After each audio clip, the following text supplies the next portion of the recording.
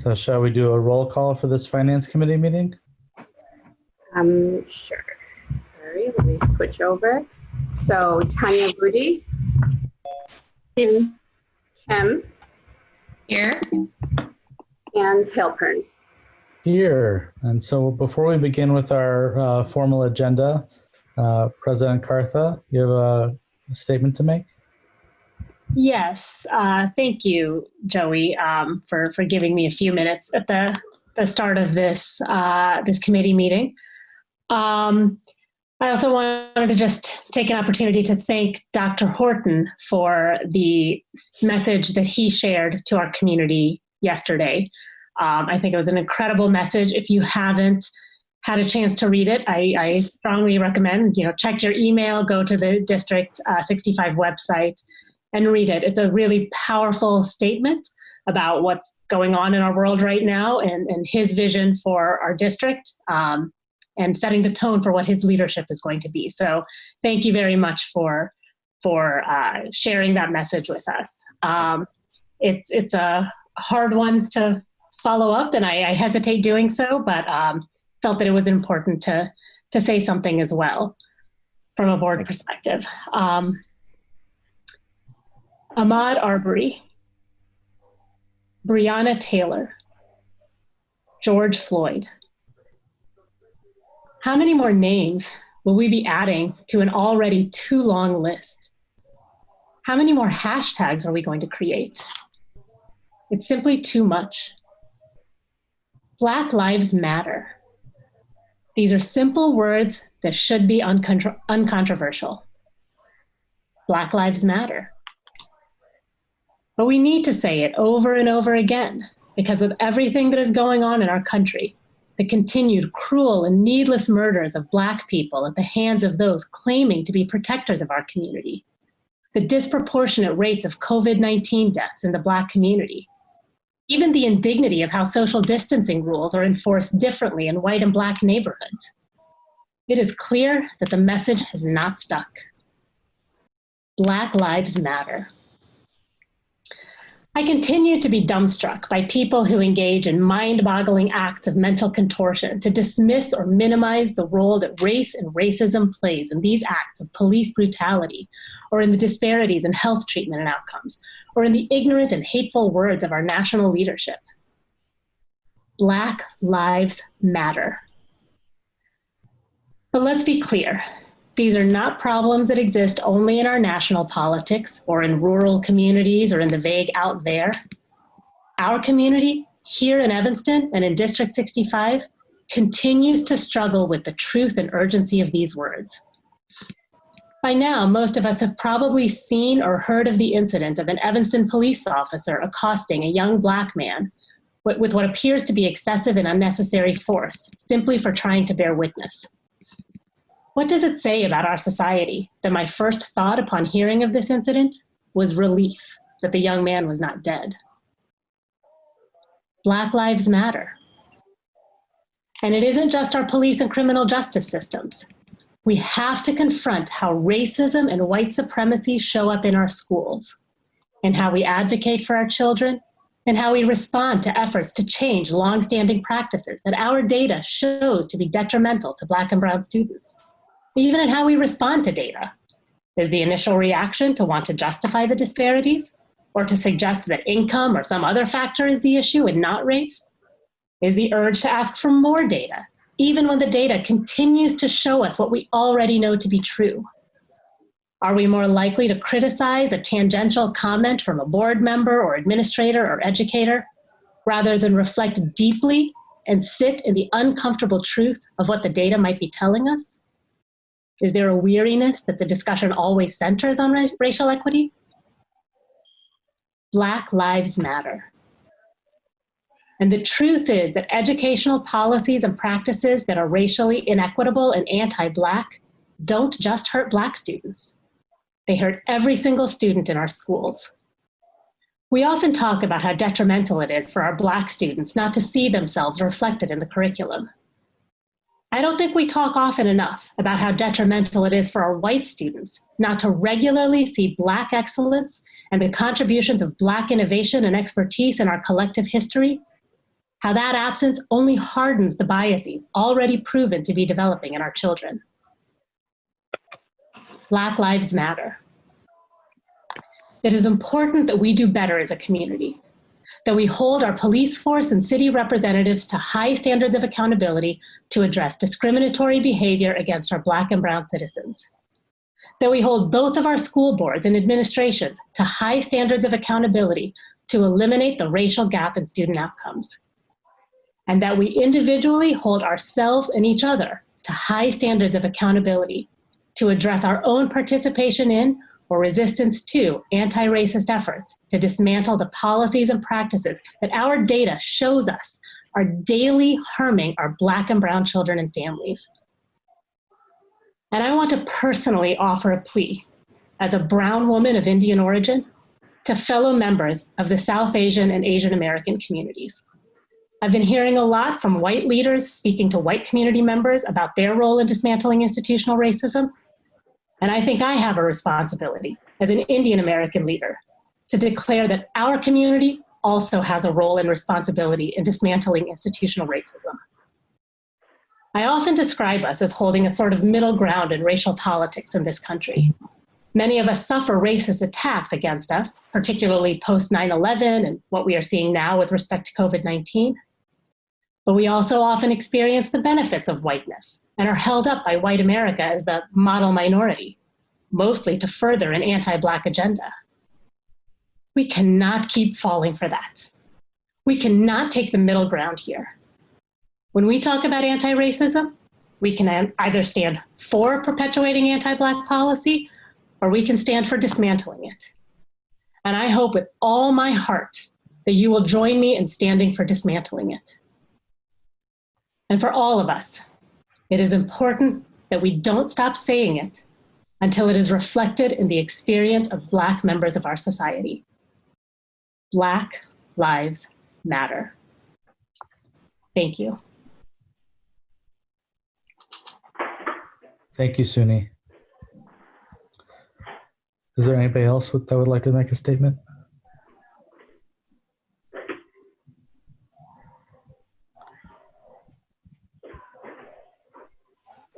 Okay. Thank you, Suni. And to echo Suni's comment to Dr. Horton, thank you for sending a very clear message of what leadership is going to look like at the top of District 65. That was, it was not just a strong statement from you personally, but it was on point, it was timely, and it's very much appreciated by me as an individual board member, but as a community member as well.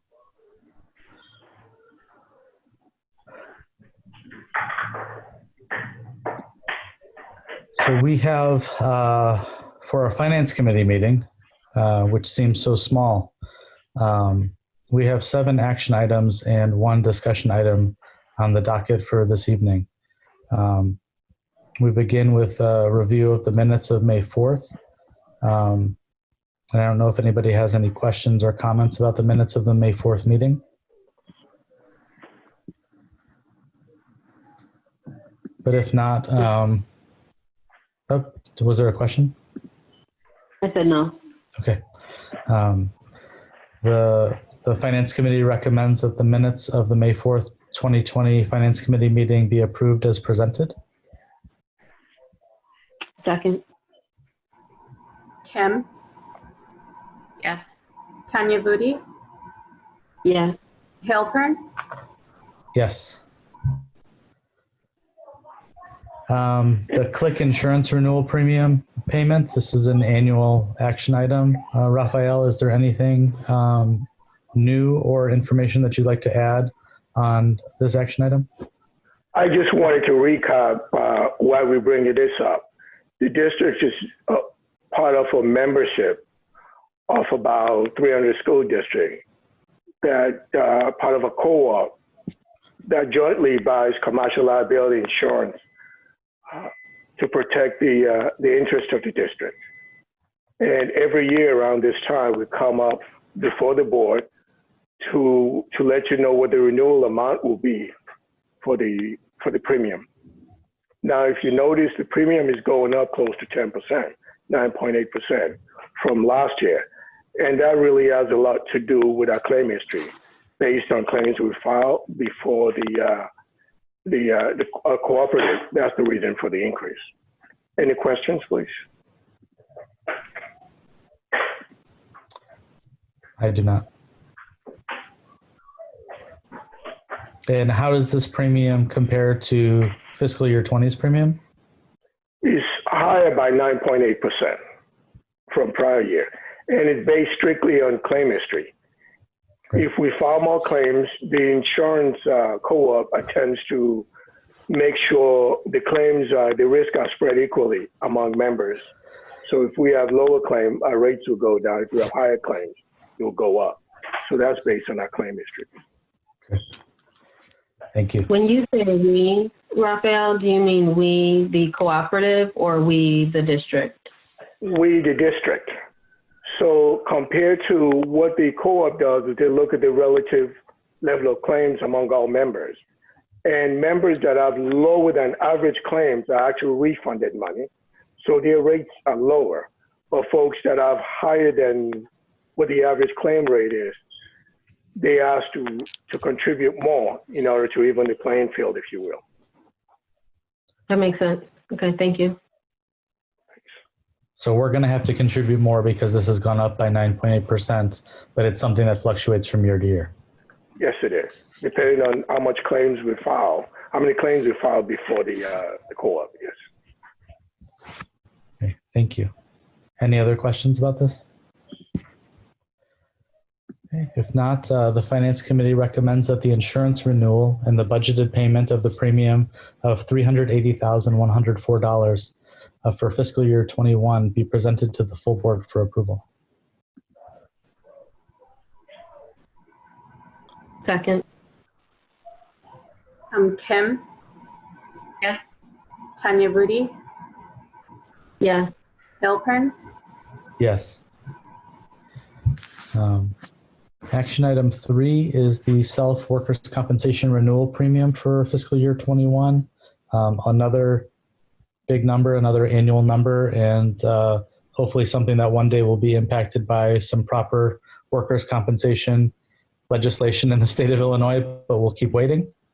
Yeah, this is very similar to the CLIC insurance premium. This one is workman's comp, and this has to do with two things that drove the increase that we've seen of 44%. We've never seen anything this high, but there were two reasons. Is depending on the payroll number and because of the collective bargaining agreement that we just reached with our debt colleagues as well as GTAA, our payroll amount is higher.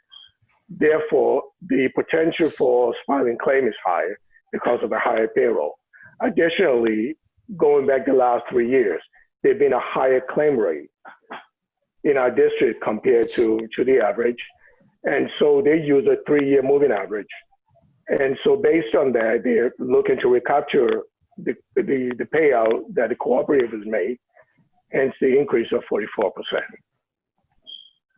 So what we're hopeful about doing is going forward, try to look at ways to educate our colleagues about things that can be done to reduce the amount of claim that will be filed before the self-cooperative.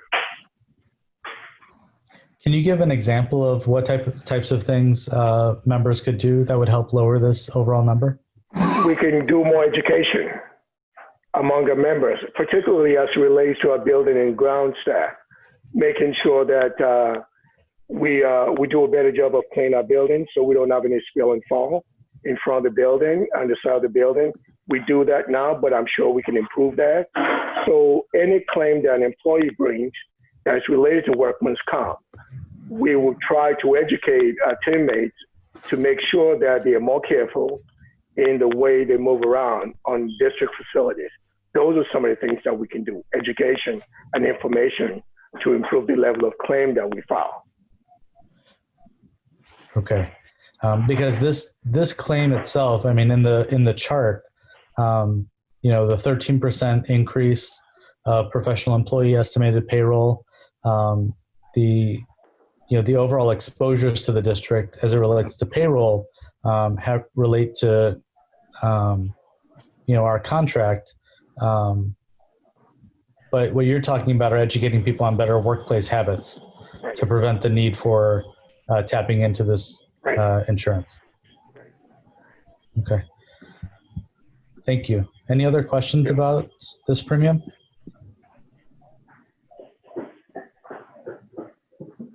If not, the Finance Committee recommends that the workers' compensation renewal and the budgeted payment of the premium of $537,805 for fiscal year 21 be presented to the full board for approval.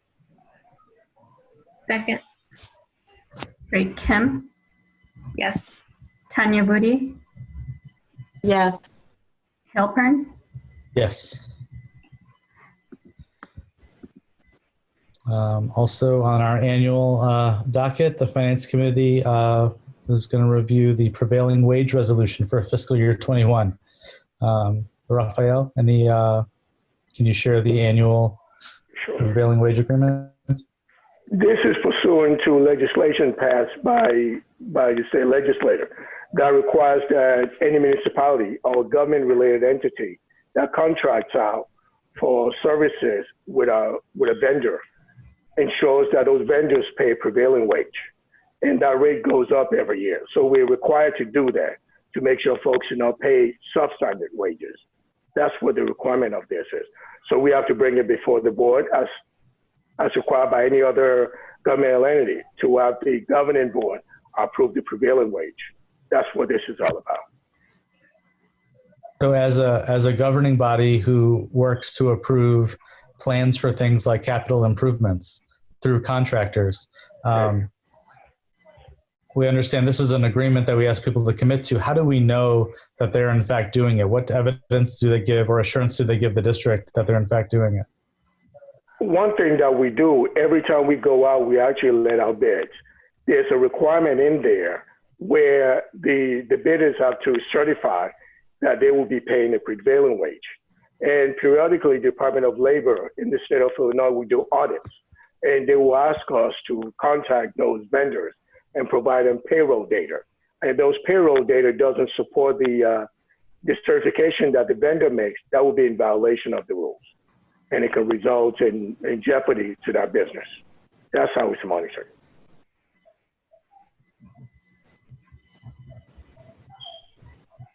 Thank you. Any other questions around the prevailing wage agreement resolution? So if not, the Finance Committee recommends that the prevailing wage resolution for fiscal year or for 2020-2021 be presented to the full board for adoption. Second. Tanya Budi, Yes. Kim, Yes. Halpern, Yes. And the working cash fund transfer for fiscal year 21. This is part of the requirements of the Illinois School Code too. And what it is, the working cash fund is a bank for school districts. So there are funds that are kept in there. And what is required is in case the district needs loan, instead of going out to a third-party bank that will charge us interest, what we do, we put the money in the working cash. So if the district ever needs loan, then those loans can be made from the working cash fund, funds, and then can be used for operating expenses. But once the money is available, those funds have to be paid back to the working cash fund. So the working cash fund essentially is a bank that the district uses in case the district, any of the other funds, need additional funds to be able to operate.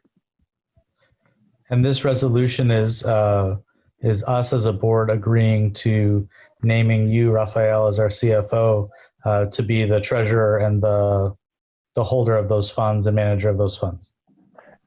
And to also indicate that in case we need to borrow money to be able to show up any of our other funds, it actually allows us to be able to transfer money from the working cash fund to any of the other funds that need shoring up.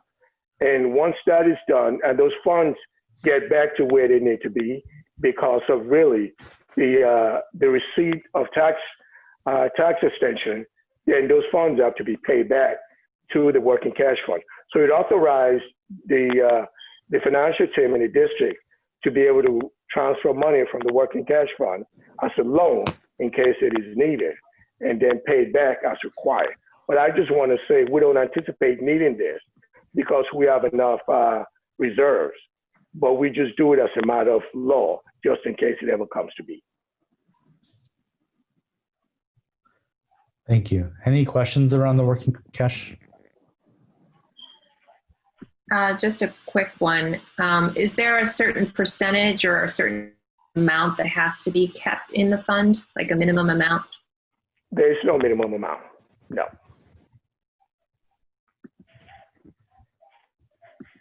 Any other questions? No. All right, so the Finance Committee recommends that the working cash fund transfer resolution for fiscal year 21 be presented to the full board for adoption. Second. Tanya Rudy, Yeah. Kim, Yes. Halpern, Yes. All right, next agenda item I feel like is 3 years in the making. It's the Power School Student Information System Agreement. I will actually say it's been longer. It's been longer term coming. The district has a student information system that is based on the information I've been able to glean from the folks who've been here longer than I have. It's been in use for about 10 years. And what we found out is over the years, the company was acquired by a company, Tyler. And the company acquired it, but I've not really invested in upgrading the capability of the software. So it's a lot of things that we need for a student information system to do that the current system doesn't have. For example, we use the SIS system, Student Information System, for student record. We use it for grading. We use it for some lesson planning. So we use it for a lot of things. And we've just not been able to get SIS K-12 to do that. In addition to that, we've had problem with consistency and uptime. Uptime is how long the system actually stays on without going down. We've had a consistent problem with the system going down a lot and us not being able to do a lot of things. The system also, since it has student information, feeds into a financial system as far as the fee collection process. And since the system is not as robust and it's not redundant as it needs to be, our student billing, sometimes we run into problem with it, whereby sometimes we have double billing, we have billing error. So we've been trying to get this done for a while. And so that's why. And another part of it that I think is pretty important is that it's still server-based. As most of us know now, most technology, software are now cloud-based, whereby if you have access to the internet, you can easily jump on and be able to do the work you need to do. With the system that we currently have with SIS K-12, everything is still server-based. So being able to do work on that system is limited to having access in our facility. So if you're out of our facility, there's a way to be able to tap into the system, is VPN. But sometimes VPN gets clunky and it's not always reliable to be able to get on it. So those are some of the reasons that we know of that we need to migrate from the current system to a new system. So we went out and we did an RFP, and then we talked to 3 of the finalists. One of the finalists is Power School. Another one is Skyward. And the final one is Infinite Campus. We had a lot of stakeholders engagement. We reached out to our users, administrators, school-based personnel. We also reached out to cabinets and got them involved. We even had a few days of having the vendors come onto the district and do demo for us so we can get an idea of which of the products that were placed before us are the most reliable for what we need to do. And after those demos were concerned, we had the vendors set up what we'll call a playground for us, whereby they gave us access and we can go in and try to do the things that we ordinarily would expect to do with a new system to ensure that what we agree on has the ability to do the robust things that we need. After much consultation, grading, and feedback from all the stakeholders, it was decided that we go with PowerSchool. Interestingly enough, PowerSchool is also the SIS system that is used by our high school partner, ETHS 202. It is a module of PowerSchool. So that's the one that we've agreed to. And so for the last month or so, we've been going back and forth trying to reach an agreement on the contract language. And we finally reached that agreement late on Friday, and which is why we were able to sign the agreement on their side. And we brought it before the board so we can have you take a look at the agreement, ask us questions, so we can go forward and execute on our side and put the system in place. Once we have that in place, and then we can start the implementation process to move towards using PowerSchool. The initial cost of getting the system in place is $162,000, and that includes the transition into a new system. It includes training, and includes the work on the back end to get it done. After that is done, the yearly subscription is going to be about $56,000 plus 4%, which is the CPI that was agreed to. So it's going to be, so after the first year of implementation, the second year will be approximately $61,000, and then $61,000 plus 4%. The current system that we have right now, K-12, we pay approximately $58,000 in annual subscription fee for it, even though most of the time, everyone is frustrated by the lack of use and the performance of the system. Thank you, Raphael. Are there any questions around this? This is a big contract. It's a big change for the district. It touches every employee and students, all the student records. Are there any questions for Even Raphael? teacher grading too, for teacher grading. And it's also used for some of the instruction and stuff that we do on the back end too. Yeah. Can I also add to, we'll be using, is it okay if I speak? I should ask that first. Absolutely. So it will also be used as a feature to help with our HR structure and our HR process. Raphael, can you give a little bit more about the HR feature? And actually, the module that we bring before the board today is actually more SIS, Student Information System, Dr. Horton. And after we get past this, we're in the marketplace for an ERP, the Enterprise Resource Planning System, that will be used for HR and also for the finance system of the district. So this part here is only for the Student Information System, sir. Just wanted to ask a quick question and just share an experience with K-12. I know in the middle school, you were able to access assignments that my kids did in the middle school, right? That isn't necessarily so in regards to what you saw in K-12 for the grammar school. You just get the grades that the kids got. So there was an inconsistency. So I'm hoping that as we adopt this, right, then that we make sure that the components that inform parents to help us make sure that kids are on track, our kids are on track. Again, I hope that gets resolved with the adoption of PowerSchool. And again, if there's a way to utilize it as a way to engage parents in a more substantive way around how their own children are performing, that'd be really great. I know one of the critiques out there from parents and the remote learning is, again, the inconsistency. So again, not only would assignments get posted on K-12, but some teachers also would use Google Classroom. So then there's this kind of a disconnect. I imagine you'll see that from the parent survey that we're conducting with around the remote learning that occurred the past couple of months. But that's something that I've heard and I've experienced as a parent. So just wanted to share that. Thank you, Sir John. That's actually one of the good attributes of PowerSchool that we found compared to K-12. Quite frankly, K-12 is falling down. They fell down like 5 years ago. And it's just a complex process of selecting a new vendor. That's why it's taken so long to get here.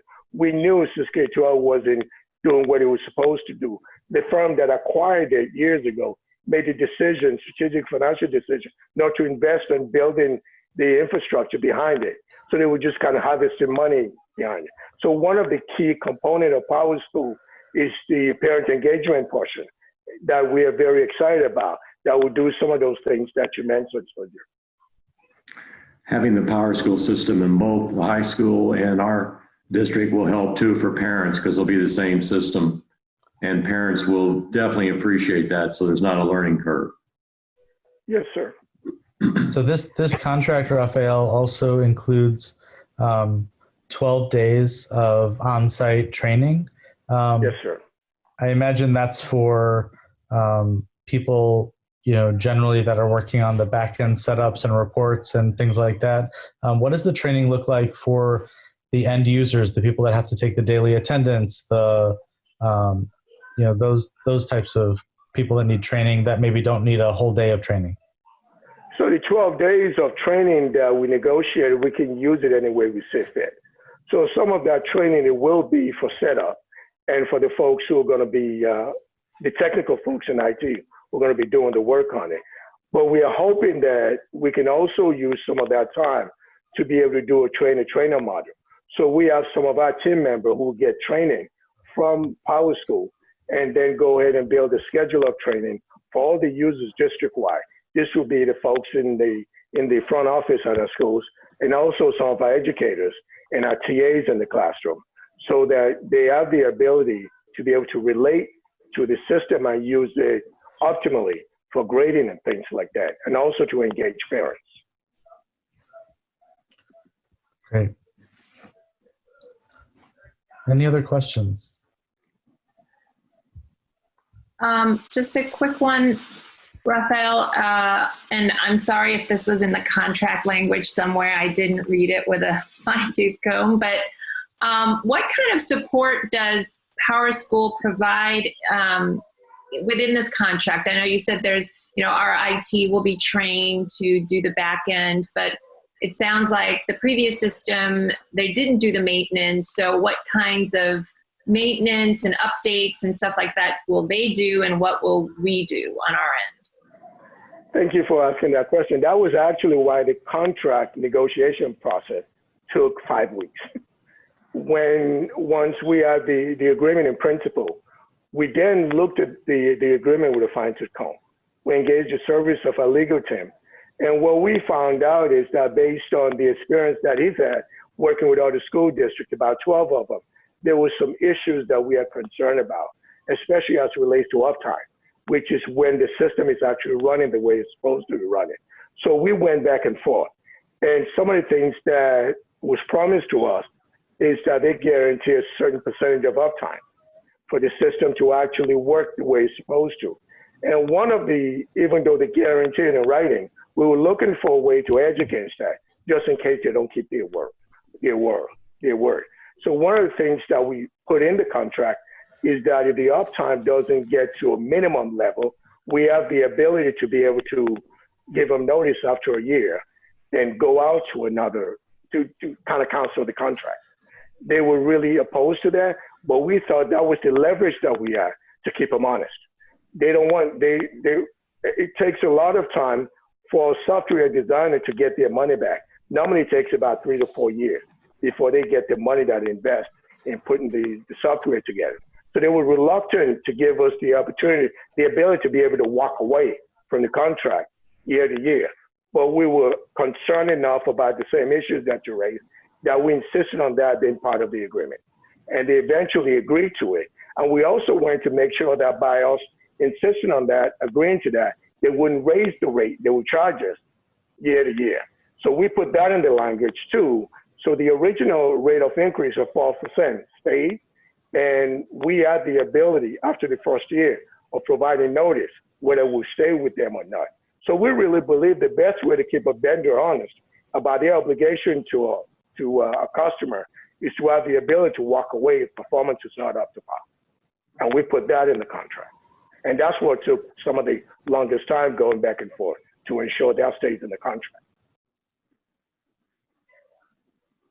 And then maybe this is related to the next discussion, but what kinds of security measures can they assure us of in terms of securing all that information in the system? That was another thing that took a while. We engaged with our IT team in-house, and there's a system of security that is international. It's called ISO. And we wanted to make sure they were up to date with the ISO system. And our IT folks actually went and did some research, and they gave us access to their security protocol. And I went in there and I played around in it. And our IT specialist in-house, Eric Walker, also went in and played around in it. And what it does is they're third-party companies who have no interest in the company itself. All they do independent audit of security system. And based on what they find, they actually give a guarantee, if you will, of whether the system, the software is acceptable based on recognized standard. And based on the information they gave us, that is actually up to date. And what we've also required in the contract that we negotiate, that they provide the district update every 6 months if there are changes to the security protocol. So we feel reasonably confident that we have the language in the contract that require them to make sure that the security requirements are met.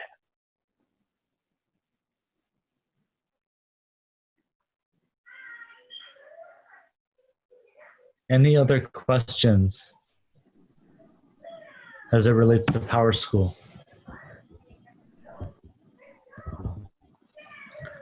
Can you, Raphael, share kind of the rollout, the timeline? When will this start? Is this something that takes months to roll out and get implemented across the district? It will take months. So what we decided to do is, because of all that is going on right now, is we're going to run parallel system. We're going to start the implementation of Power School in the back end, and we're also still going to run K-12. So our parents don't see any interruption in the level of services that they get. So as soon as the contract is signed, we've actually been doing some pre-work, but I didn't want to get us too far ahead of ourselves before we get approval from the board. But once we get the approval, we'll start the migration process. And we anticipate that it will probably take 6 months to a year. But what we're going to do, we're going to run a parallel system, and we're going to transition step by step so there are no disruptions. Because anytime you're doing migration of a new system, you always have technical issues. And we don't know what those are until we get into the middle of it. But we have the current system in place, and we're going to be doing some back-end stuff. So we are hoping that by early next year, we'll be able to roll out in more detail the new system. So currently, K-12 is still going to be the front end. Power School is going to be in the back end while we do the transition to the new system. And we hope to be able to have most of it completed by early next year.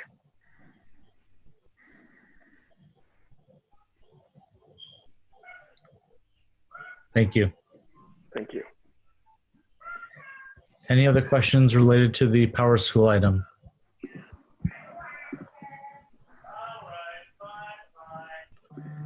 All right, if not, the Finance Committee recommends that the contract with Power School, a student information system platform, be presented to the full board for approval.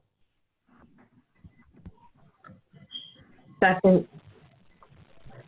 Kim, Yes. Tanya Budi, Yes. Hilpern, Yes. That was a long time coming. And our last action item today is about the Cybersecurity Assessment. And this one is a little bit different or new.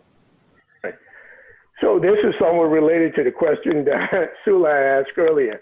What we've been finding out is, in trying to get up to date with security and systems, is that more and more school districts are being hit by ransomware, whereby a bad actor from across the way in foreign countries will come in and take over our system and then request that we pay them in Bitcoin.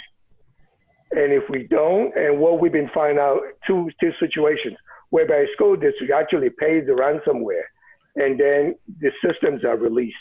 Even when the systems are released, sometimes the personal information of the staff members are compromised. and they're sold on the dark web. I'm sorry.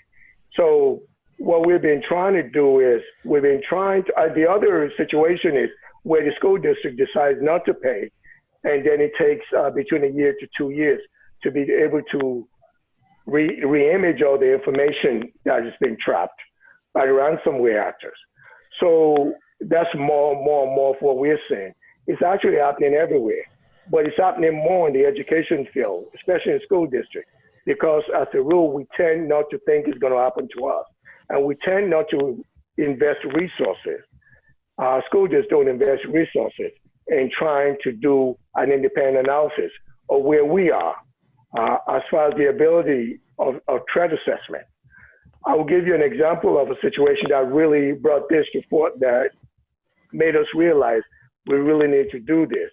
The city of Rockford School District, about 2 years ago, a ransomware was put on their system, and they were asked to pay a Bitcoin payment of about $2 million, or the system was going to be held on like that.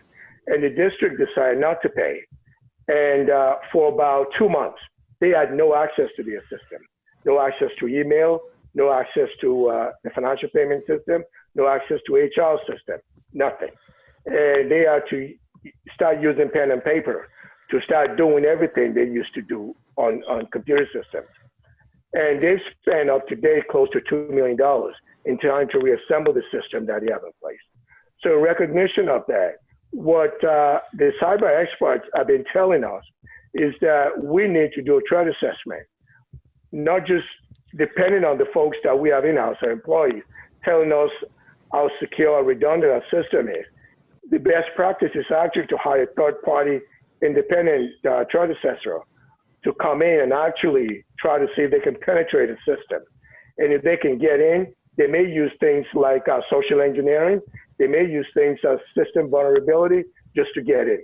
Once they get in, then they'll be able to tell us where the weaknesses are, and they will help us come up with solutions to be able to show it up. And it's a moving target. So this is an option for us to do this for the first time. I anticipate this is going to be an ongoing assessment that we'll have to do. This will be the first in many, which is why we went out and we reached out to the leaders in the field of threat assessment, companies that work with major brokerage firms, with banks, with industrial organizations, with national security entities in the federal government. And we reached out to 4 companies, and we asked them to give us a proposal, if you will, of how much it will cost to be able to do this. Now, these services tend to be very expensive. In the private sector, it tends to run 6 figures very easily. But we were able to negotiate with some of the firms that we reached out to, and we appealed to their better senses and let them know we're a governmental entity, we're non-for-profit. We're requesting the same service that will provide to Blue Cross Blue Shield for 6 figures to see if they can provide it to us at a discounted rate. So the proposal that you see there reflect the discount that we've been offered by the firms. So the firms that we reached out to, we decided with consultation, after consulting with IT expert in-house, to go with Lars LLC. And that's the company that we're recommending that we sign this initial agreement with, to go in and do the first year threat assessment for the district.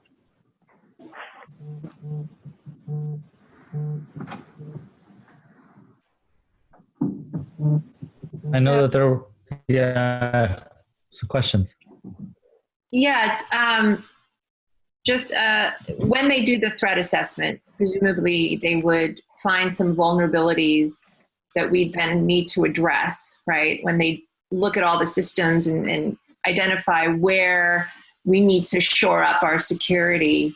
I'm just wondering what the potential budget implications of that would be. What are the typical kinds of vulnerabilities one might identify and then need to address? Is that simply, we just need to have the human resources to address them, our own IT expertise, or would that require additional services, software, et cetera? Do you have a sense of that? What typically school districts have to do? See, what it does is the same thing really that is done in the private sector.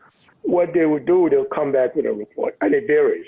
What has been the practice from the studies that we've done, the conversation with colleagues in the public and private sector, is that a lot of time is actually social engineering.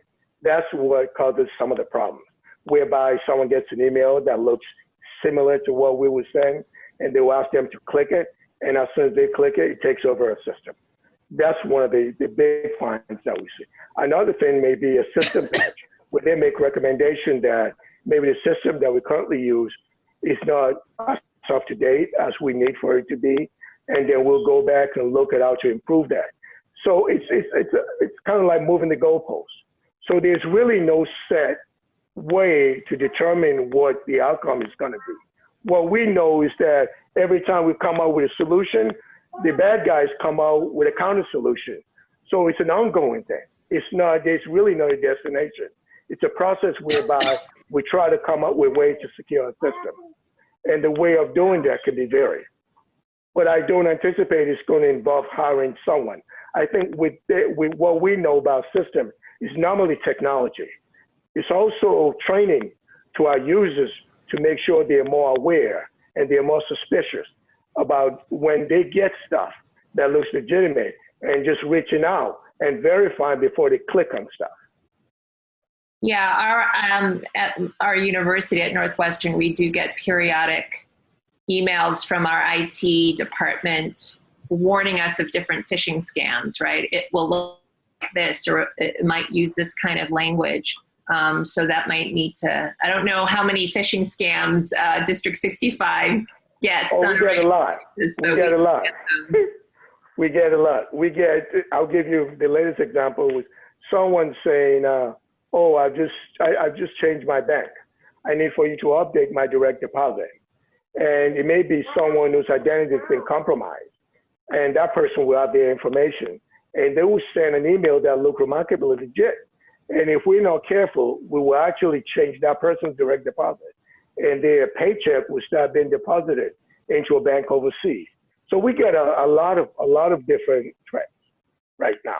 So this is just a way to keep us on our toes. Just to give you an idea, the cost of doing this compared to cost of trying to reassemble our system once it's compromised is a huge bargain. And that's why we wanted to go this route. Yeah, thank you. Thank you.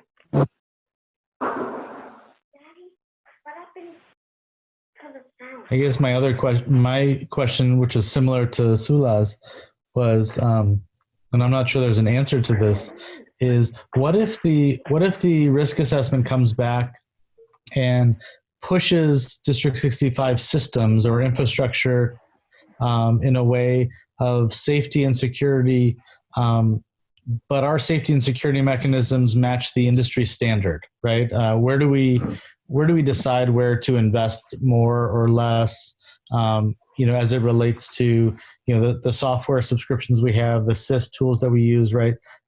They're commonplace in education. So we all have the shared risk in use of those tools. We use overlapping vendors with a lot of places in terms of how we establish what we buy technologically, but also how we wire our buildings. Do you have a process in place to determine kind of when they tell you need to do something, whether it's actually a consultative recommendation or whether it's actually a necessity? I think we have to, in IT, working together, we have to make that determination.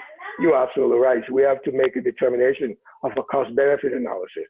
There may be a recommendation that based on how we use our system is just not viable for us to do, because there's a certain level of risk that we may be willing to accept compared to if it's the NSC, for example. They have a higher threshold than we do. So we have to make that determination as to what we're willing to live with and what we're not willing to live with. But I think it's important for us to get that done first, and then for us to know where the weaknesses are, and then for us to try to determine how and where we're willing to address those vulnerabilities.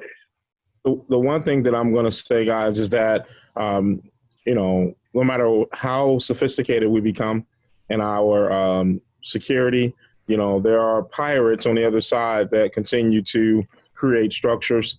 I know for a fact in Kentucky, there was a actual pirating of an entire system.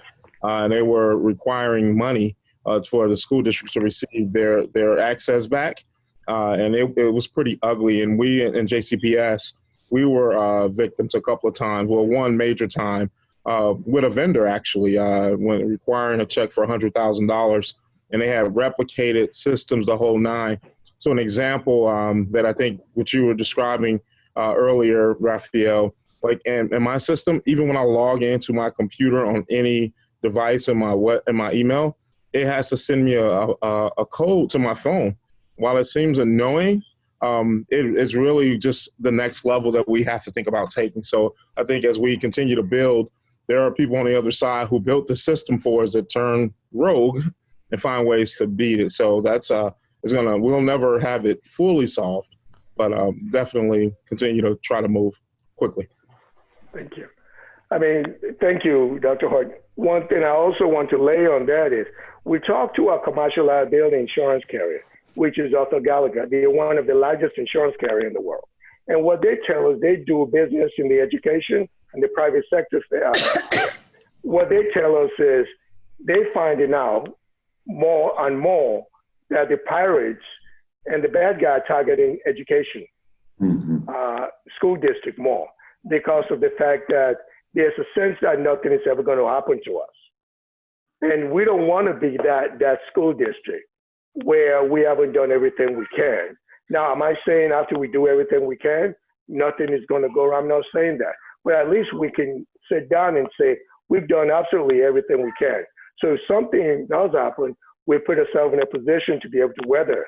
One of the things that we'll be looking at, we've talked to them about, is maybe doing a clone of everything that we have, all our systems. So if someone takes our system at ransom, we don't have to wait to have to recreate everything. We can just deploy the clones and be able to keep working until we can reset the system back to where we need it. But I think it's important for us to stay nimble and have someone come in who is not involved in the process, because a lot of time when you're in the process, it's hard for you to see where your weaknesses are because you're just doing it. You're doing it. You're forgetting to see where someone who's not in the system looking at it can come in and attack you. And that's part of what we're trying to do here. And I think what Dr. Horton addressed is two-step identification factor, which I suspect that's probably going to be one of the recommendations that they give us, because currently we only have one system authentication factor, whereby you log in. So the system is changing every day. And I think it's just important for us to try to stay ahead of it, to protect ourselves from being taken advantage of. I think also, Raphael, by using a firm that has done a lot of experience with the private sector, they're well ahead of the public sector on that.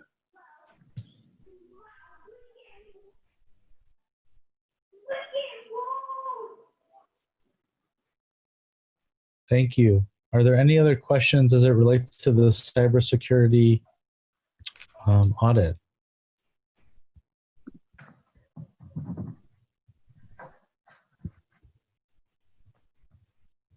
If not, the Finance Committee recommends that the contract with Lars for a cybersecurity assessment be presented to the full board for approval. Second.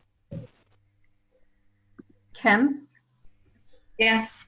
Tanya Booty,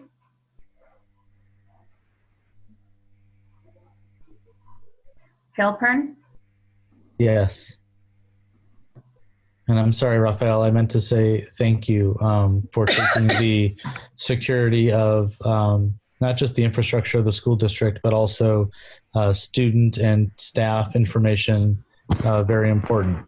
We appreciate the steps taken to make sure that those things are tended to properly. Thank you, sir.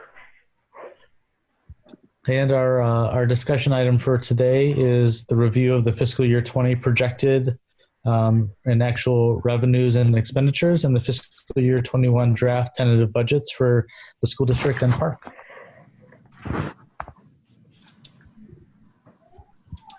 So turn it over to Raphael and Kathy.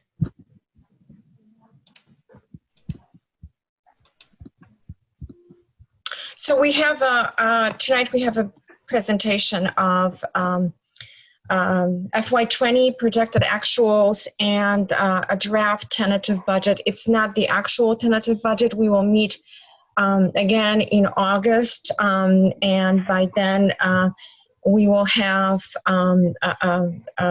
completed FY20 information, and we will also share with you financial projections, updated financial projections. We felt that bringing financial projections tonight may be premature, as a lot of information is still developing. We don't even have full 12 months in for the FY20, and we will be bringing multiple scenarios just to cover various different ways of recovery. We mentioned last month that there may be a slow, speedy recovery, so we'll address that.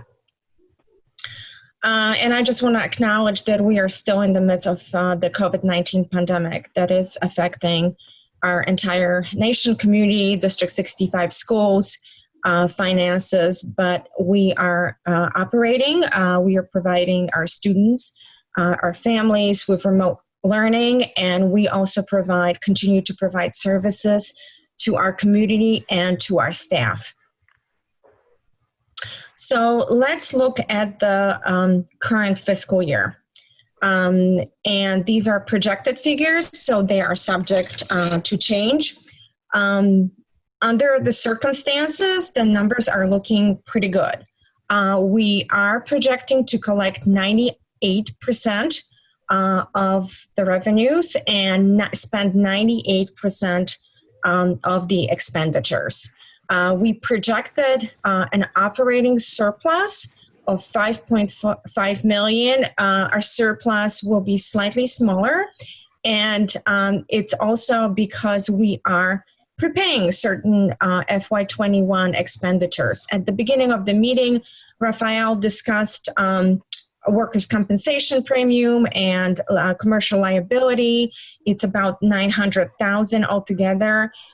We will be actually prepaying these premiums for next year, for FY21, with the current budget. We have room in our budget, and we will be doing it. It's one of the ways to help ourselves for next year. Because again, the pandemic is still going on. We don't know if we will have additional expenditures related to social distancing, let's say on the buses, and we have to add additional buses. So again, we're just making room. It's one of our strategies. We actually, District 65 used that strategy in 2009 and 10 when the great recession took place. We did it for a couple of years. So we're doing it again. Kathy, if I can I just wanted to point out that even though we have a surplus this year, I think part of the reason why we have a surplus this year, I just want to point out, is the timing of our revenue. Because the first installment of the 2019 levy was paid in March, just before everything shut down. So and we collected pretty much 100% of that receipt, which is why, if you think about it, if you think, why is it with all this stuff going on, with about 15% unemployment and business are functioning, how can we end up with a surplus? The reason why is it was good timing for FY20, in that we were able to receive the majority of the revenue for 80% of our revenue source, which is property taxes, just before everything shut down. Now for FY21, I'm not sure we're going to be that lucky. I just wanted to point that out. Yeah, thank you, Raphael. So yeah, you're absolutely right. Even if that pandemic took place a month or 2 months prior, I think our figures would look very different. So, I mean, I don't want to say that the timing was good for that, because it's never a good time for pandemic, obviously, but we certainly were able to collect 100%. Actually, as of now, we are at 100%, which is actually very unusual to be that high. for property taxes. But so even if we don't collect another dollar, we have 100% of our property taxes. This table here compares on a high level revenues, budget to actuals, and expenditures to actuals. And you can see that we have two variances. One is a negative. That's the one in red on the top, 2.7 million in revenues. So even though we did very well with property taxes, we still have revenues that are not going to be collected. The category that was affected the most was other local properties, and that's the revenue that's the category where we have interest income, lunch sales, childcare fees, and because of unprecedented Federal Reserve Bank interest rate cuts back in March, if you remember, 0.75% in 1 week. What we started collected with our investment income started to go down. I mean, because bank react almost immediately because they don't want to lose money. So we started receiving a lot less. Luckily, a big portion of our fund balance is locked in long-term investments. So some of them will be maturing next fiscal year. So we will still earn a higher interest on some of our investments. School closure contributed to the fact that we will not be collecting the budgeted amount for childcare fees, for lunch sales for our students. We delayed deployment of the fees for next year, and the bulk of these fees actually sit in this fiscal year. So we are hoping that with the student fees, we're not going to lose that money, but it's going to be delayed. On the expenditure side, there is a positive variance of 2.1 million, and it's because some of the expenditures, again, due to COVID-19 pandemic, will not be expended in their entirety. Utilities, for example, it's one of them. Also transportation costs. While we are paying for payroll costs for bus drivers for positive, we're not paying other costs. We're not paying their profit. We're not paying for their gasoline and other maintenance. So we will be saving some money that way to offset that loss of revenues. And that will allow us to prepay some of those expenditures. That amount, I don't know if you can see my cursor on the screen, 133 million includes the amount of prepaid expenditures. So we are already counting in that 0.9 million. So even with that 0.9 million, we still should be under budget. So as a result, our estimated surplus will be close. Again, this surplus is by design because if you remember from our long-term projection, we had a phase of saving and then spending in our early right after the referendum. And again, it's by the board made a promise to the community that we're going to be balanced until FY25, and that was part of the design. So that's why our surplus only going to be off. Again, the numbers are subject to change because we still have 1 month, but it should be only off by 600,000. Contribution, so consequently contributions to fund balance, because we don't spend our surpluses, we putting the surpluses to a side, will be less by 600,000. So this is the same information, just in a more visual form. You have in the blue bar is the budget for revenues on the left and for expenditures on the right. And then you see in red the actual collection. And again, we have a description of a variance of about 2.7 million. And then on the right, you will see that the expenditures will come in under budget. This slide shows, because our revenues and our expenditures are grouped by various categories. So you can see exactly where the shortfall is taking place. So we have two shortfalls: other local revenues, about 1.6 million. That's the interest income, that's the child care fees due to school closure, unsold lunches to our students, again, because schools closed, fees, student fees that will be collected possibly in FY21. So that's where that variance is. And then in the state aid categorical, even though state is hopeful that they will pay all of their obligations, just again based on our experience, we know that there are often delays with the state. And what I've seen during my tenure is that sometimes they pay 3 payments. The full allotment are 4 payments for state categories, but sometimes when they are stressed, they will leave the 4th payment and they would kind of play with it. And then sometimes the payment will take place in July or August. As they buying time, they often do it. So again, we are being conservative, and basically we're counting in what's already at a bank. But there could be a possibility that some of those payments will not be collected this fiscal year. We will get the money. We will get the money. The money is allocated, is vouchered, but we will see it in next fiscal year.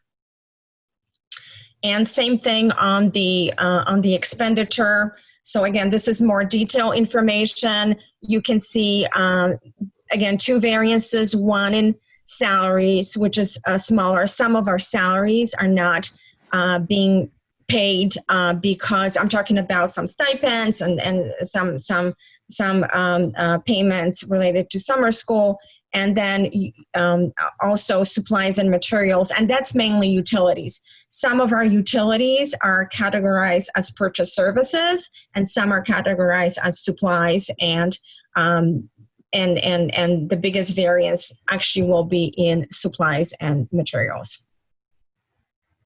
Are there any questions about current fiscal year? Sergio here, just wanted to ask a little bit about some of the CARES Act funding that's coming in from the federal government that'll be distributed from ISB, and how that'll impact this fiscal year. So we were awarded approximately 800,000 in coronavirus relief funds. The deadline for spending those funds is, I believe, end of September of 2021. We have not allocated, that 800,000 is not in the mix yet, because we really haven't had discussion. First of all, let's see if the money will come.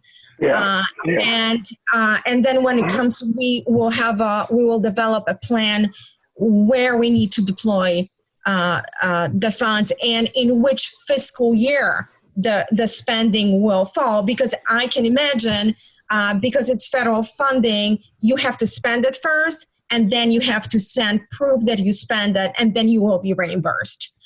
So again, because we haven't had this conversation yet, the pandemic is still unfolding. We don't know when the school will start.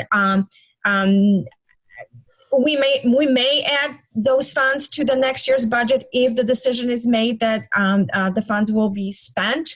And again, we kind of get this information day by day, because it changes very quickly. But again, with revenues, we just want to be conservative. So Sergio, if I can jump in, that's an interesting question. But I guess what we are trying to say is, based on the fact that the directive for how to get the fund keeps changing, and the process, the applications were opened about 2 weeks ago, and we put in the application, but nothing has been said definitively as it relates to the timing of the receipt of the money. we don't want to book it in FY21. And then if it doesn't come for whatever reason, we have a big hole in the budget that we didn't plan for. And So if the money does come, go ahead, Dr. Horton. No, let you finish, and I just want to see if you can actually explain also that a certain percentage of that, I think roughly almost $100,000, would be going to our private schools in the area. Can you explain that also? Right. So thank you, Dr. Horton, for bringing that up. Is that it's the way the law was written is that the funds will be allocated just like it's actually based on the template for Title I. And Title I, the way Title I works is that the local education LEA, which will be us, we are required to share a percentage of the money with private schools, Catholic schools and private schools. Normally it's Catholic school, but I think the current education secretary put in the legislation that all private school will get a chunk of it too.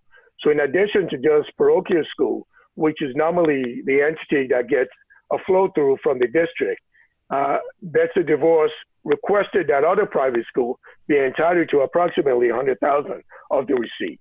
So we wouldn't get to keep all $800,000 of the amount when it comes. We have to distribute it to the private school as the LEA.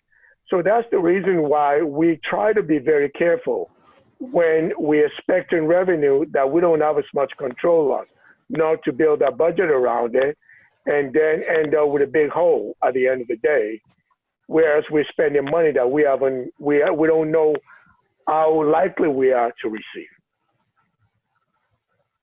So if I'm hearing you correctly, so Royce-Moore, Caravelli, along with the Catholic schools, will get $100,000 of the 800 that we qualified for, correct? Approximately. So the way the law is written is that the percentage of kids, we get $800,000, right?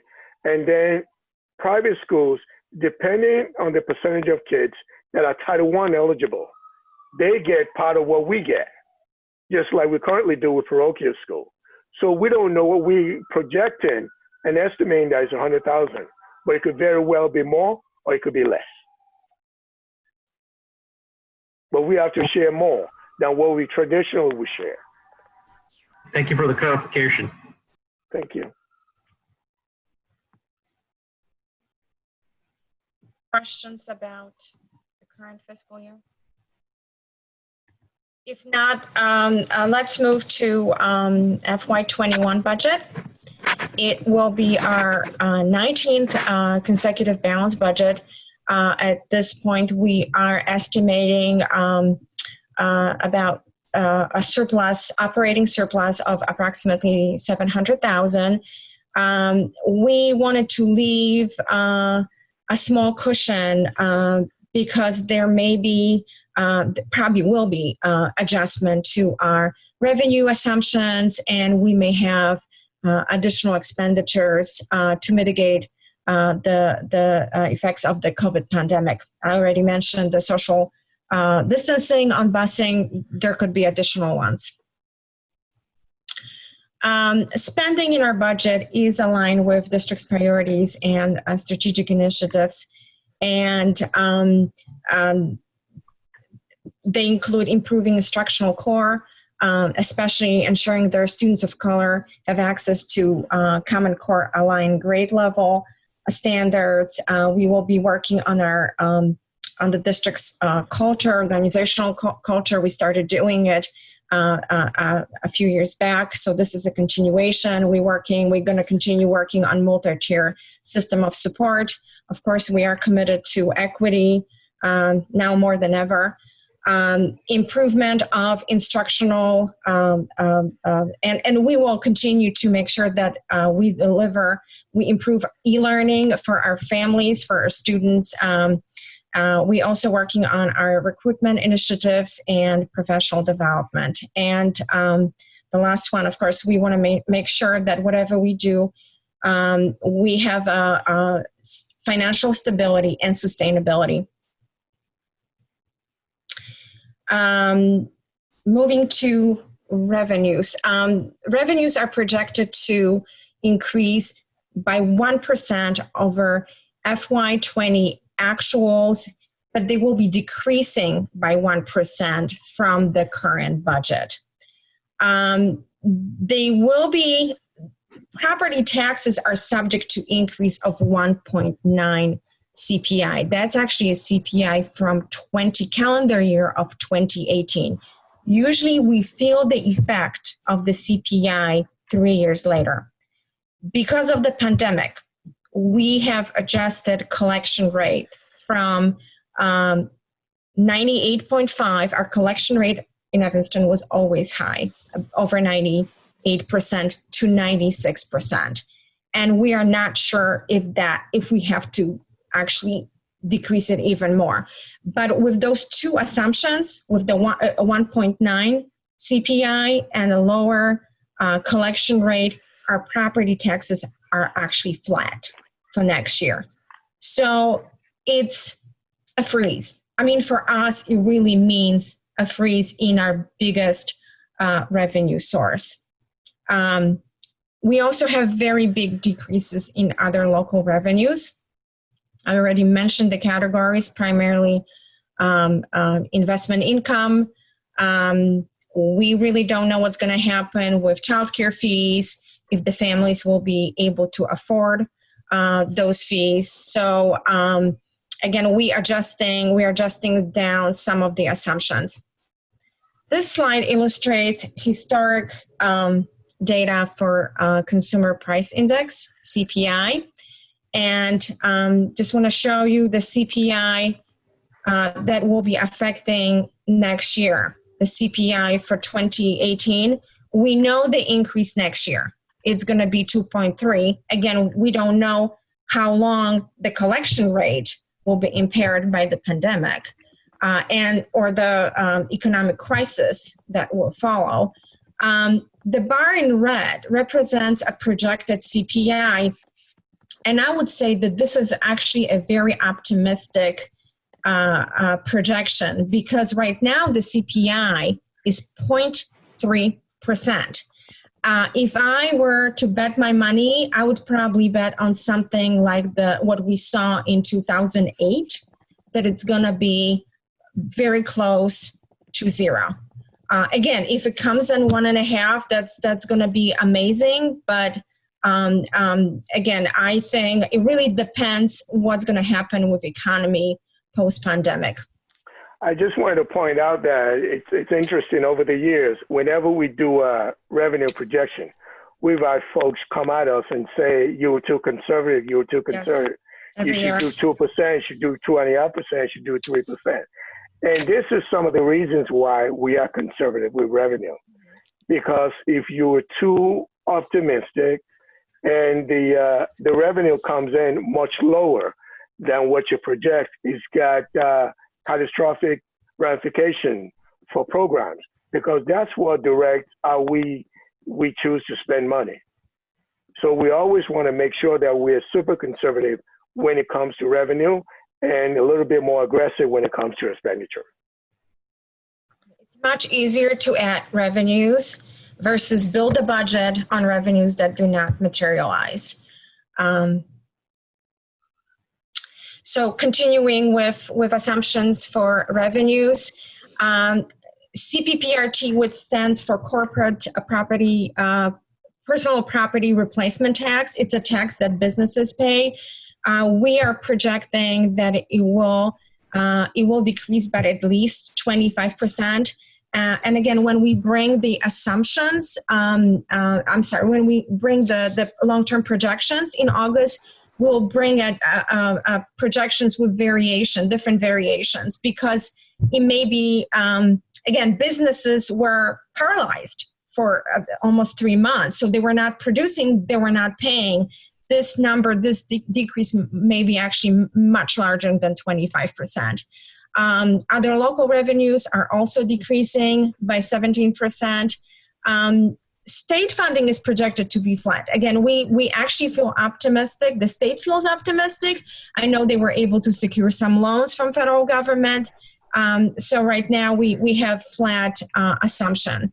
And also federal revenues are projected to continue to come at stable levels with actually even some increases from Medicaid revenues. The district has been doing a very good job with reporting. We're going to be probably looking at a new vendor next year to help us with claims. So we feel optimistic about federal revenues. So if I can go back, Kathy, and talk about the state revenue income assumption.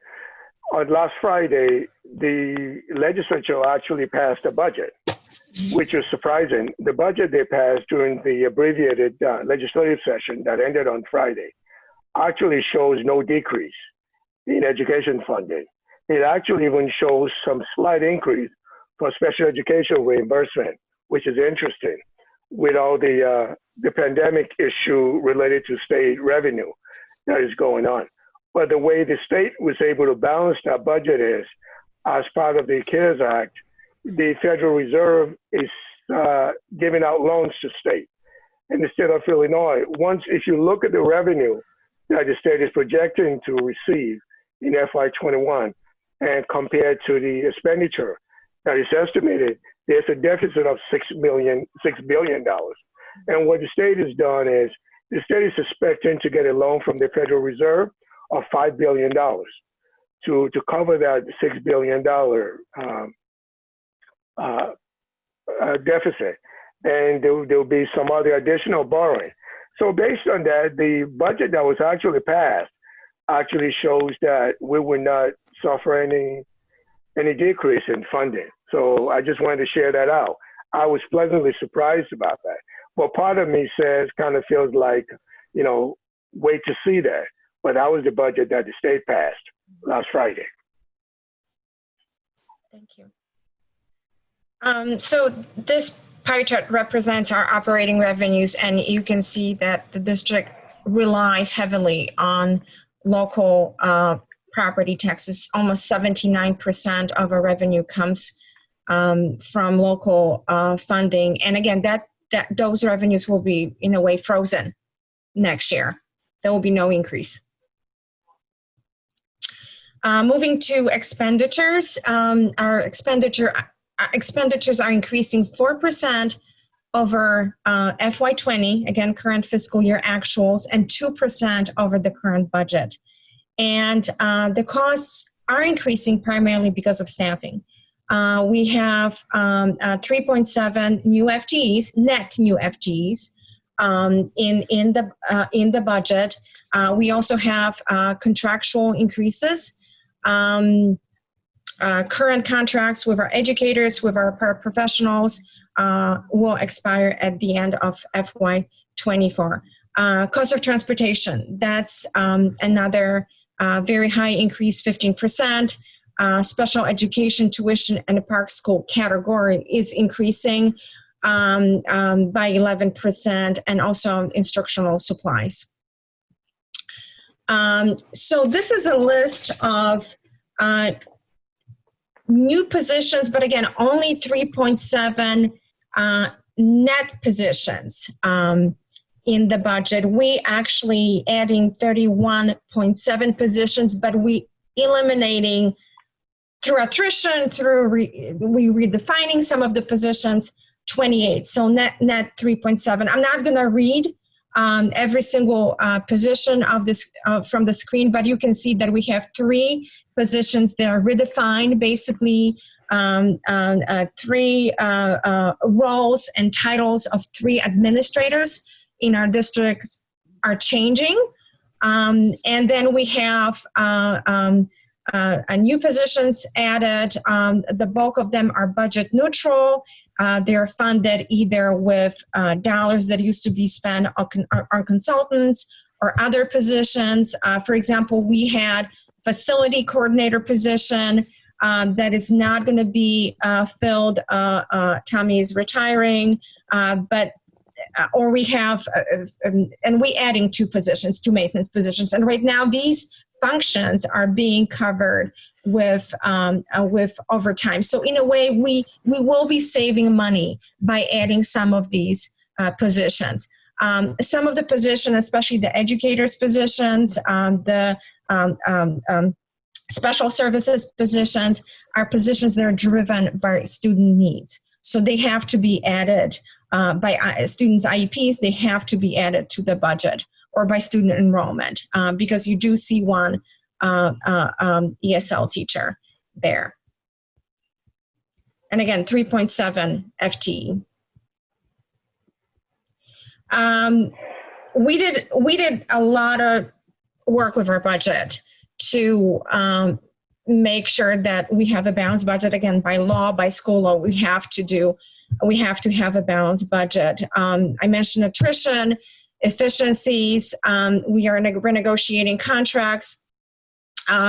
This budget will have a substantially smaller amount for consulting services and out-of-state training. The efficiencies that we put in place, they do not affect directly teaching and learning.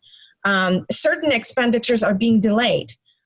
We mentioned last time that $1,025,000 dedicated, funded with referendum funds for building capital projects is being delayed for at least 1 year.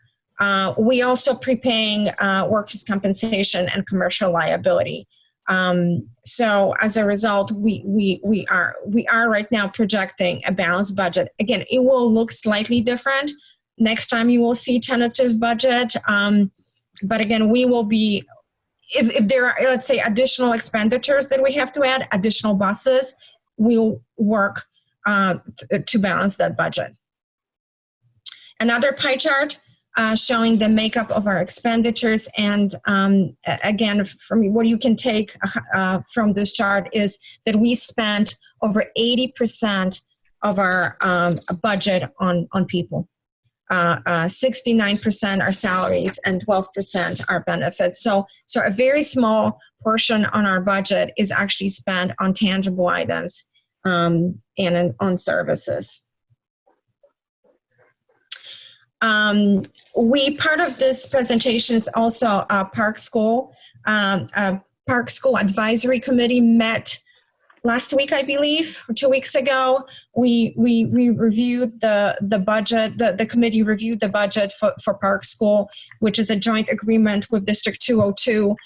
Next year, school will serve 71 students, and actually we got a confirmation of another tuition students, so it's actually going to be 72 students, which is great news. Revenues are projected to decrease 2% from the FY20 projected actuals and 8% from FY20 budget. They will actually be adjusted because tuition students pay tuition, which is part of the budget. Each student pays about $75,000 plus the cost of one-to-one paraprofessional and their benefits if they have one. Expenditures are projected to increase by 6% over actuals and 7% over budget. In case of Park School, 90% of their budget is staffing. So these cost increases are driven by the cost of staff. And as a result of that, the net cost for District 202 and 65, we shared the net cost. District 65 pays 60% of the cost, and District 202 pays 40% of the cost. That cost, which is reflected in our budget, District 65 budget, I know it's strange because it's one of our schools, but it's actually a separate school district with its separate budget, separate set of financial statements. So that cost will increase by 5% next time when you adjust for the late revenues from FY 19. We're not in 29 yet. So this slide. This is what we presented in February of 2020. I know it seems like ancient history, even though it was only 3 months ago. And back then, we were projecting a balanced budget through FY23. It's no longer the case. We will be working very hard, probably right after we finish working on this budget. on balancing future budgets. And we have to have a long-term strategy because it really depends on the economic situation, and it will shape basically the model, the educational model the district will be able to afford. The board 3 years ago asked us to make sure that we account for referendum reserves every year. We put a portion of the surplus into our reserves. So we started with 18.5 million. So that was the first year. That's what we added to our reserves. And even though our referendum amount is 14.5 million, in the first year, you get time and a half. So we got more money in the first year. Then in the following year, we added 6.4 million. This year in FY20, we budgeted 4.2 million. We know that we're not going to be able to add the whole amount. So we are projecting 3.6 million addition for the total amount of 28.5. So again, those reserves are growing. We're in the phase of saving. There are a lot of uncertainties. Obviously, pandemic can affect the collection rate. We really worry about the 2020 CPI factor because, again, I think it's going to be very small. And things that we mentioned in prior meetings, property tax freeze, pension cost shift, they're not completely dead. I mean, those legislations may surface as a part of the deal or a larger package for the progressive income tax, but they are out there. I just want to, we put them on that sheet in the presentation just to let you know that all of these uncertainties still exist and still can affect our finances. And this is the next step in the budget creation process. On August 10th, we will share with you a tentative budget and updated financial projections. And again, we will be bringing several different scenarios. On September 21st, there will be a public hearing on the tentative budget and adoption of the final budget at the same meeting, and then we have 30 days to file the budget. So that's all we had. Any questions? I have a question. That was a really big picture view of the budget. So thank you. I have a pretty narrow question reflective of the COVID-19 situation. Are you, as a function of the business office, tracking, or have you created a new budget line item or coding number to track how much money is spent as a result of the COVID-19 situation, whether it's PPE equipment for staff, cleaning supplies, things that we otherwise would not have purchased? Yeah, we track it. We can't really create a separate code because these things are supplies. You know, they part of programs that already exist, but we are tracking these expenditures. So yeah, yes, the answer is yes, we're doing it. So to your point, Joey, we can come up with a total amount of money that's been spent. We have the receipt and the backup information to be able to substantiate that information. Okay, because one of the questions at some point would be, and I don't know that I need an ongoing number, but right, the CARES Act provides a certain amount of money. The idea there is to support districts with what they need as a result of the pandemic. And one of the questions I have is that a realistic number? Is it, do we get more than we needed? Or do we not get enough? And if there's a gap there somehow, both that's good information for us as board members in terms of advocacy and reaching out to our elected leaders on behalf of the district. If we got more than we needed, then it's a discussion around how do we prudently use that those dollars in the right way for the future, because there is a lot of unknowns here. So thank you for letting us know that you are tracking that. Mm-hmm. And I would say the short answer to this question will be that we are not getting enough. And to give you an example, in 2008, with the Great Recession, when not the whole country, but just one sector was affected, we got about $3 million. Now we only getting 800,000, and we're talking about impact on every single revenue source in our budget and additional expenditures. So, and I would say that this amount is not going to be enough. And we're being asked to. Yeah, go ahead. I just wanted to add that another perspective that I think would be helpful to take is that we are actually very fortunate compared to a lot of community. And I want us to realize that in that we have a very solid tax base, we have an excellent collection rate. And the communities around us who are in the Illinois, Chicagoland area, who do not have the same level of tax base, property wealth, and collection rate that are going to be in worse shape than we are.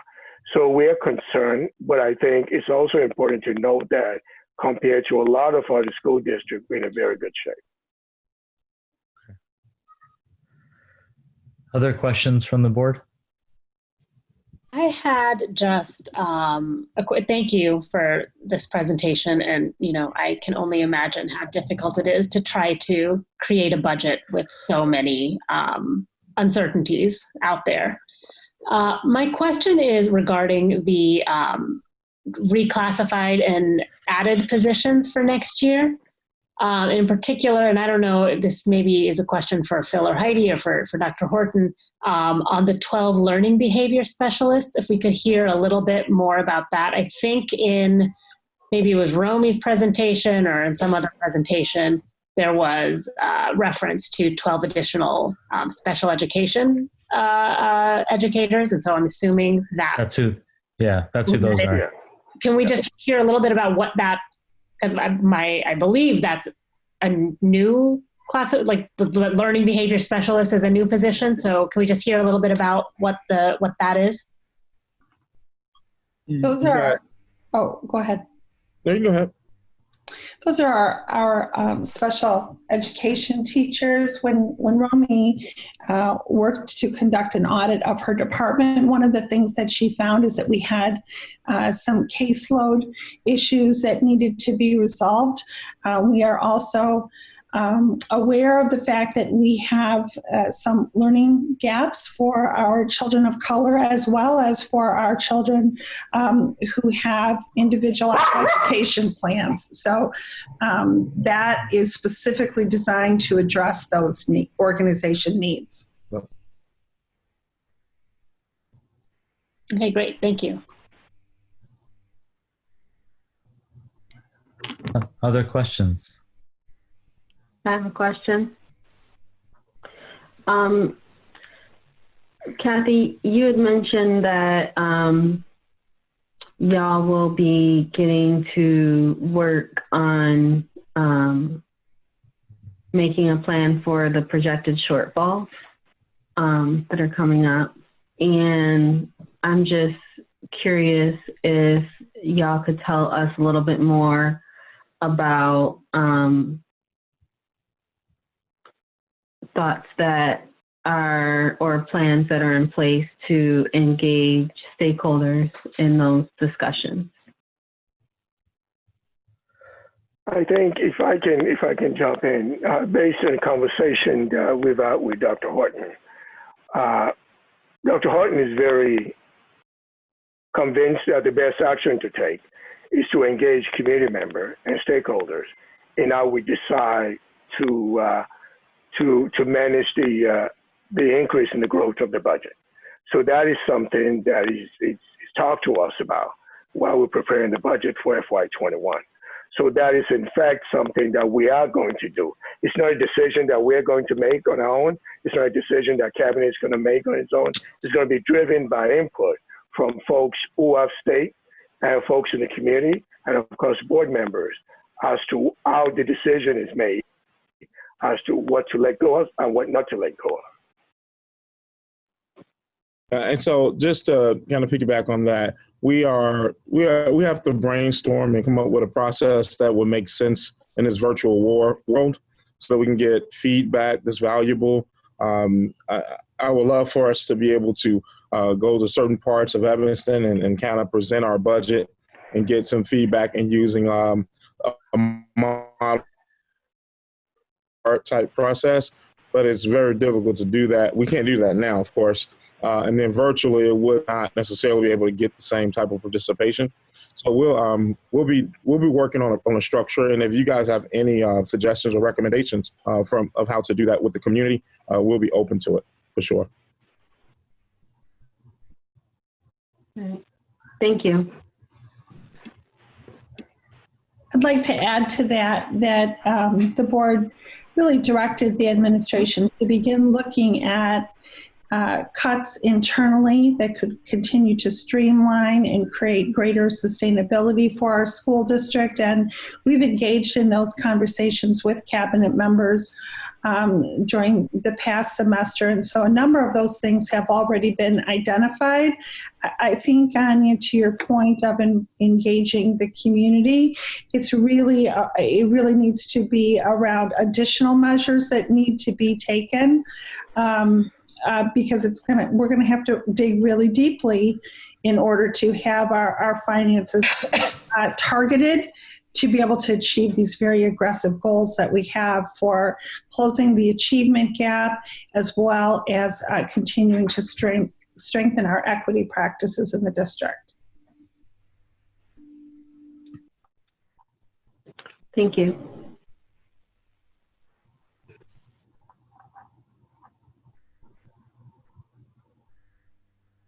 Any other questions about the budget presentation?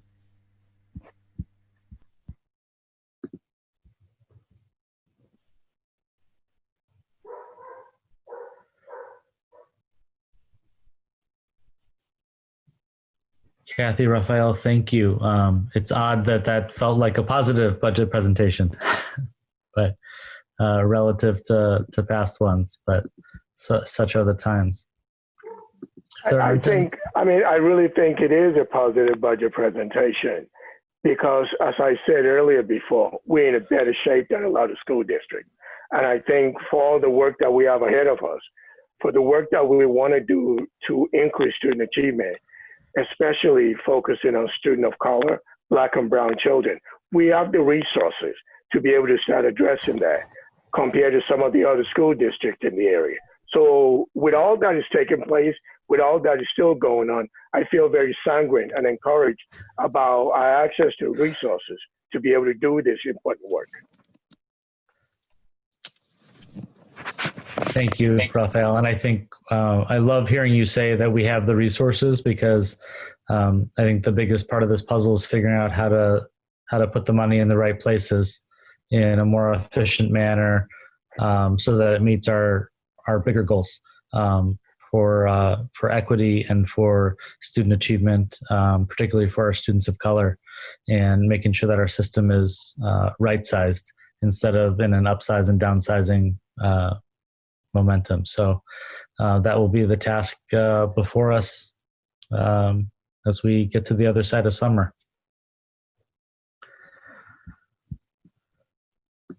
So without anything else, any other discussion items, we'll close this Finance Committee meeting at 7:47.